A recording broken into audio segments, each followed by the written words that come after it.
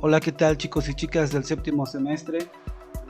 En esta ocasión damos inicio a la clase número 2 que corresponde a la unidad número 1, denominada el Derecho Procesal Administrativo. Como ustedes pueden ver, en esta clase abordaremos los temas del 1.1 al 1.5. Les doy la más cordial bienvenida a esta clase, su seguro servidor, licenciada Mauri Salazar Hernández. Comenzamos. Los tópicos de la unidad 1 que vamos a ver en esta clase, ustedes los pueden ver. 1.1, concepto de derecho procesal administrativo.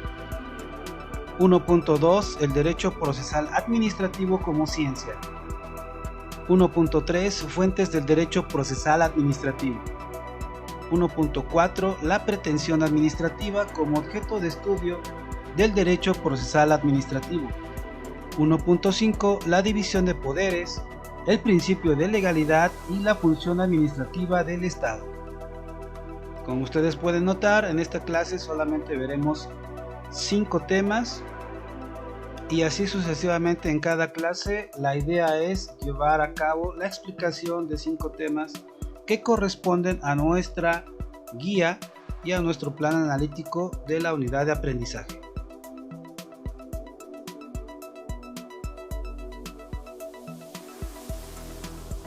(1.1) Concepto de derecho procesal administrativo.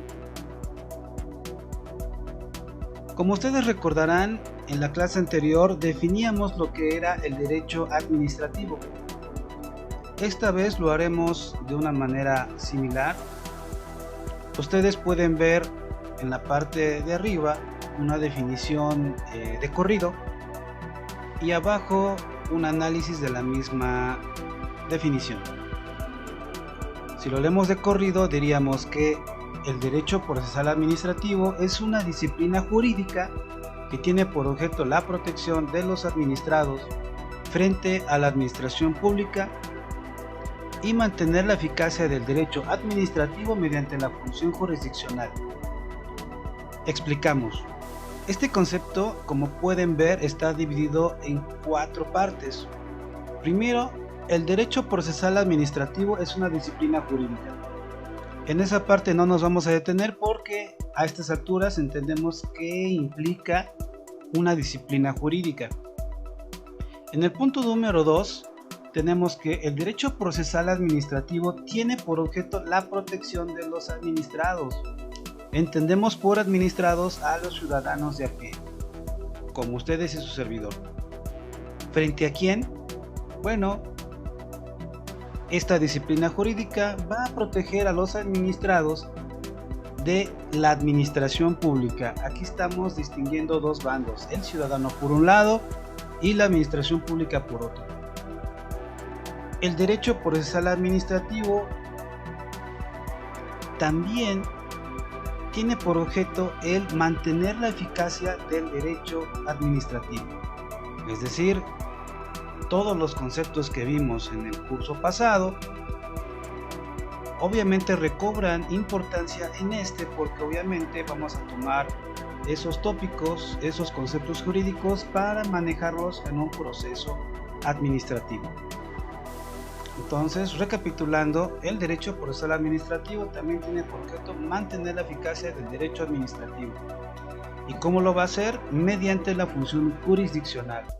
Más adelante vamos a explicar en qué consiste la función jurisdiccional, ya que estamos hablando de ambientes que nos pueden confundir, porque como ustedes saben, la división de poderes en nuestro país, como en otros de características similares, el poder supremo en este caso se divide en poder legislativo, ejecutivo y judicial.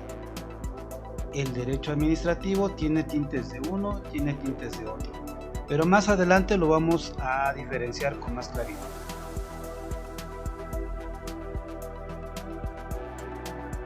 Tema 1.2, el derecho procesal administrativo como ciencia.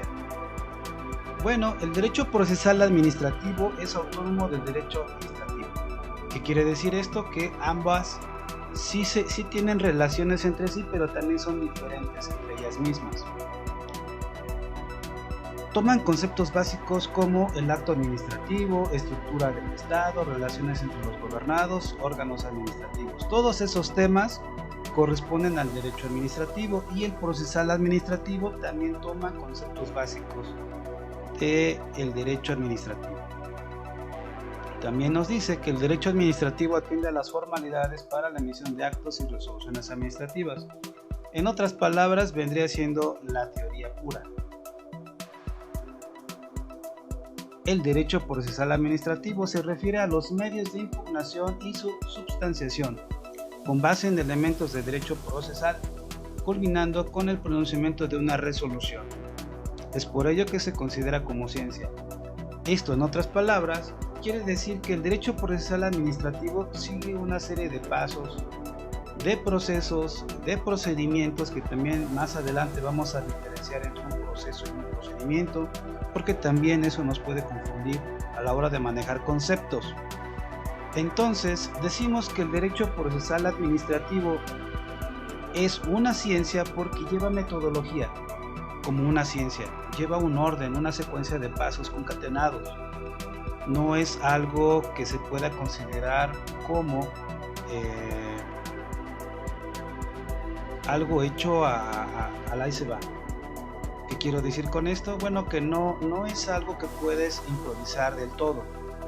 Es decir, el derecho procesal administrativo tiene una metodología que forzosamente sigue una serie de pasos, técnicas, procedimientos y procesos que nos van a encaminar al pronunciamiento de una resolución.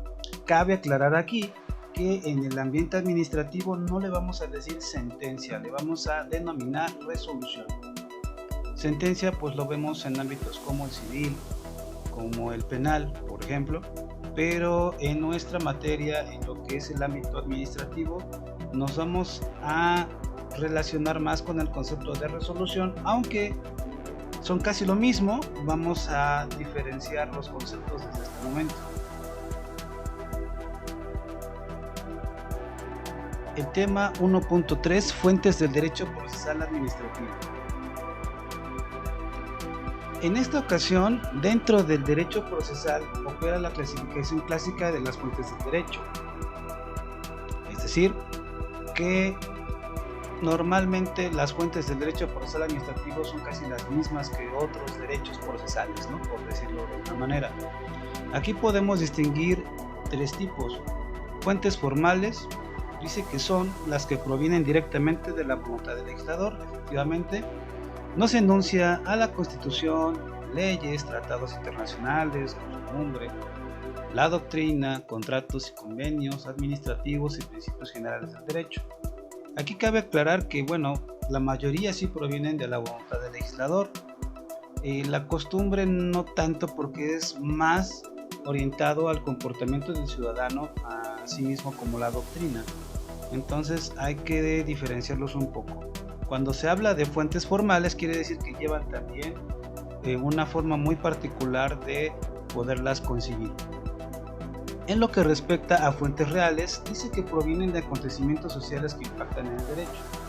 Efectivamente, los cambios en la sociedad forzan al legislador a generar nuevas leyes o a modificar las que ya existen. En fuentes históricas nos dice que son acontecimientos acaecidos en el tiempo que trascienden a nuestros días e influyen en la formación de nuevas disposiciones generales. Esto, en otras palabras, quiere decir que nosotros podemos encontrar en nuestra legislación leyes actualizadas, pero también provienen de una versión anterior a esa. Es decir, que nosotros podemos verificar cuántas leyes se han hecho, cuántas modificaciones o reformas se han hecho de una normativa. Es decir, que también nosotros podemos distinguir cómo ha sido la evolución de una ley, a tal grado que podemos distinguir qué es lo que decía al inicio cuando se fue promulgada y qué es lo que dice años después. En muchos casos es casi el mismo texto, pero en otros cambia totalmente. Continuamos con nuestra clase del día con el tema 1.4, la pretensión administrativa como objeto de estudio del derecho procesal administrativo.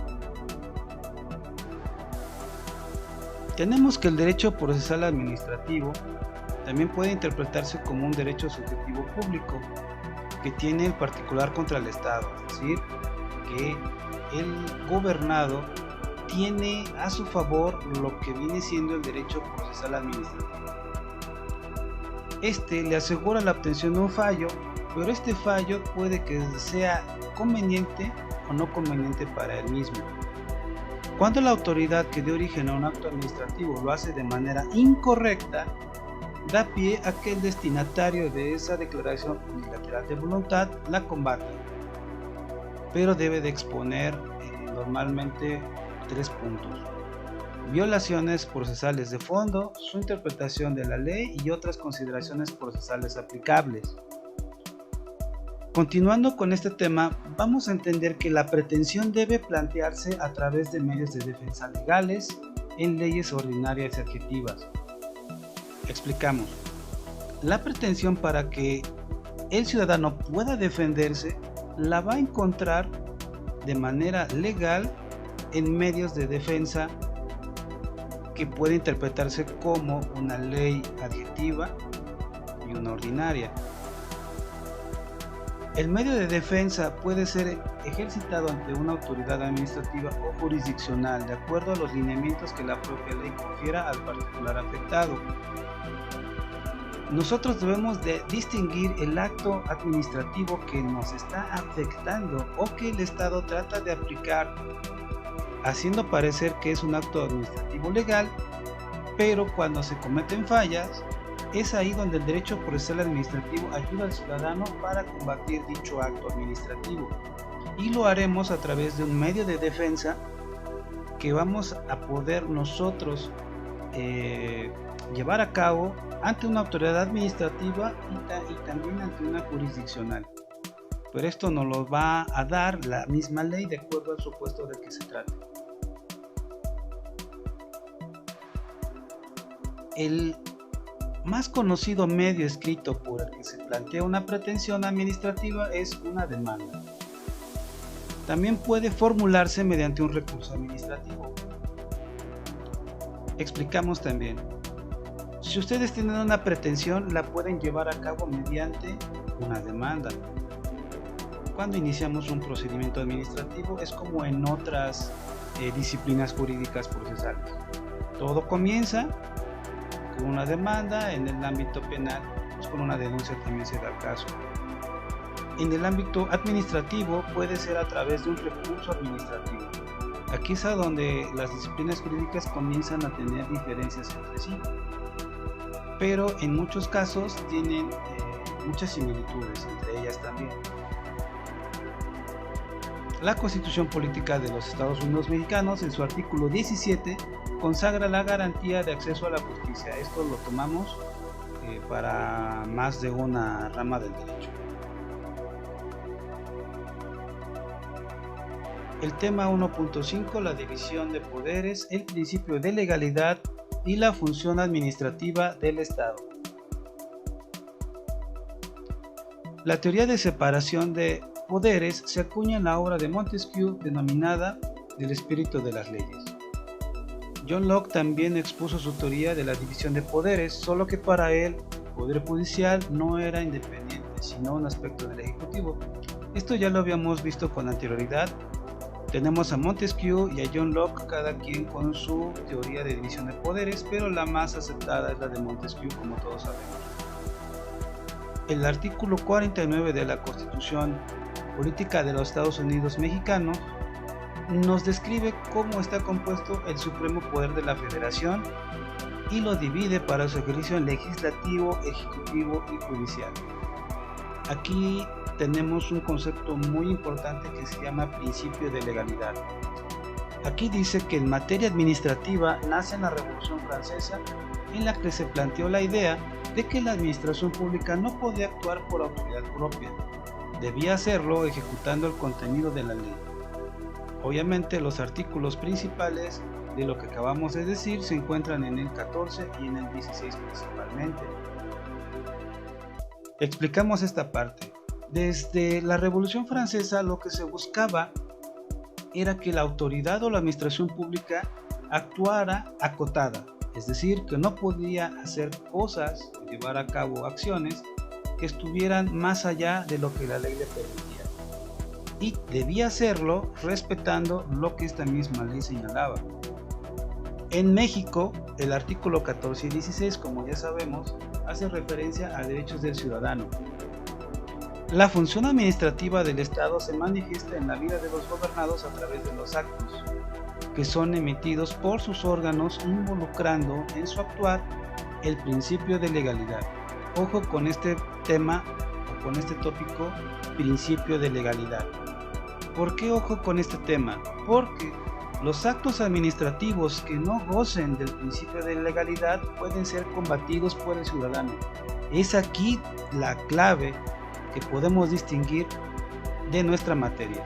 Tenemos a un ciudadano común y corriente, la administración pública ejecuta un acto administrativo que le afecta, y si este acto administrativo tiene a su favor el principio de legalidad, pues será difícil combatirlo. Pero si no tiene a su favor el principio de legalidad, entonces el ciudadano podrá defenderse a través de los medios que la misma ley le provea. La actividad de las autoridades se encuentra sujeta al cumplimiento de las normas jurídicas y los procedimientos establecidos en la propia ley. Lo que acabamos de decir, la autoridad, la administración pública no puede ir más allá de lo que la ley le permite.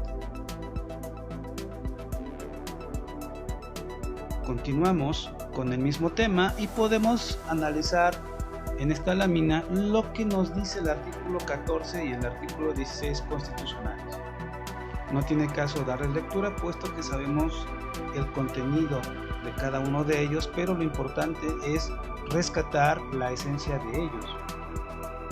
El 16 es importante también porque resalta en su texto cuando dice: nadie puede ser molestado en su persona por los domicilios, sino en virtud de mandato escrito de la autoridad competente que funde y motive la causa legal del procedimiento. Este artículo prácticamente nos está hablando de el principio de legalidad. Explicamos. Acorde con el principio de legalidad de los actos de autoridad, nos referimos al artículo 16 constitucional en particular, que establece: para que los actos de administración adquieran plena validez jurídica, las autoridades deben cumplir con 4 presupuestos. Estos 4 presupuestos obviamente son tema importante para nuestro curso. Ojo aquí otra vez. Para que estos actos administrativos sean considerados como legales o que tengan a su favor el principio de legalidad, deben de tener 4 presupuestos. Uno, que se contengan en un mandamiento escrito. Si no se manifiesta mediante vía escrita, obviamente ya empieza a perder legalidad el acto. 2, que sean emitidos por autoridad competente. Obviamente, si una autoridad te emite un acto administrativo, tiene que ser la que le compete en la materia, no puede ser otra distinta a la que la materia se trata. 3, que se encuentren debidamente fundados y correctamente motivados. Nosotros a estas alturas ya sabemos qué es lo que significa fundar y motivar. Fundarlo obviamente es encontrar el supuesto de ley que le aplica, y motivado obviamente son las consecuencias jurídicas, las razones por las que se está dando ese acto de autoridad o acto administrativo. Como pueden ver, chicos y chicas, esta clase es muy compacta. Tratamos de no saturar tanto los temas en una misma sesión para que puedan ser estudiados de una manera correcta y de una manera que nos permita a nosotros entender cada uno de esos temas. Obviamente vamos a participar en una videoconferencia para retroalimentar estos temas y explicar ejemplos que puedan dejarnos con un entendimiento mucho más claro de lo que significa. Hasta aquí espero haber sido muy claro. Les agradezco su atención y nos vemos en la próxima clase. Gracias.